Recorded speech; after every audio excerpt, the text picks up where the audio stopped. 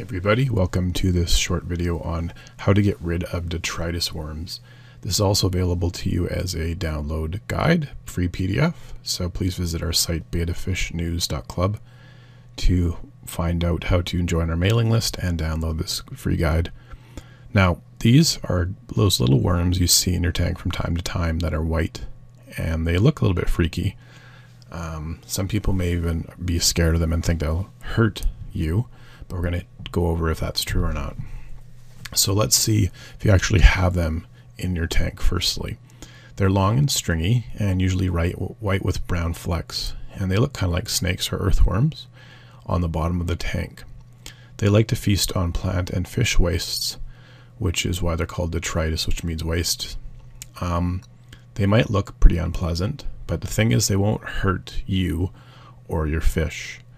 If you have them, don't despair, because they're actually quite common. They are found both in fresh and salt water. As mentioned, they do like to eat waste. They're typically found in the bottom of your tank or near filters. They like to eat anything rotting or stale, and that's all they eat. So that's their job, and you thought you had a crummy job, eh? A common sight is they may travel to the top if the oxygen in the water is getting low. That's a bad sign. The biggest problem with them is they overtake a tank, and that's when the big problems can start. They're pretty small, but it just basically can serve as a warning sign to you that your tank needs better cleaning habits. They like to come out at night, and they are in the same family as leeches or earthworms. There's over 750 species of them, but you just need to know if they are detritus worms.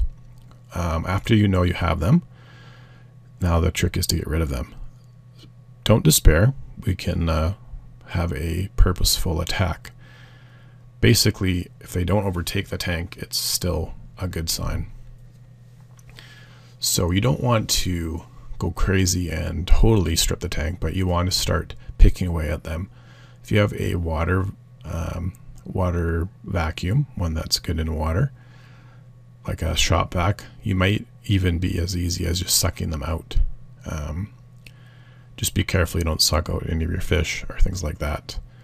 After you've done that, you can perform a 50% water change to the tank, and it's a good idea to kind of shake some of the worms loose.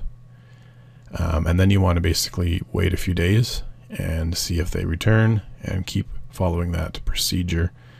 You don't want to overfeed your fish. That may be a sign of why these worms even happened.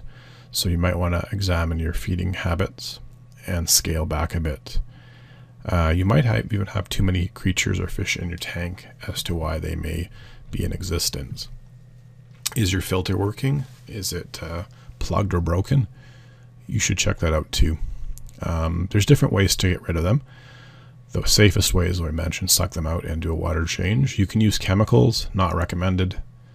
Don't do it, but there's some there if you wanted to look at that. It's really not necessary in most cases. Here are the key tips to get rid of them. Vacuum them out, adjust or reduce your feeding habits, change your water 50%, check your filter, and maybe determine if you have too many fish or animals in your tank. The chemical thing isn't recommended because what could happen is you could use chemicals to kill not only the worms but your fish, and then if you kill the worms you may end up creating a lot of more waste as the worms start rotting and nothing to eat them, and the cycle continues. So I would not do the chemical way. They're not harmful to humans. One thing you'd want to do is ask is, how did they get in my aquarium? Sometimes they hitchhike. They're actually pretty good at it. So you want to be sure if you're introducing anything new in the tank that it doesn't contain them, even though they're pretty small.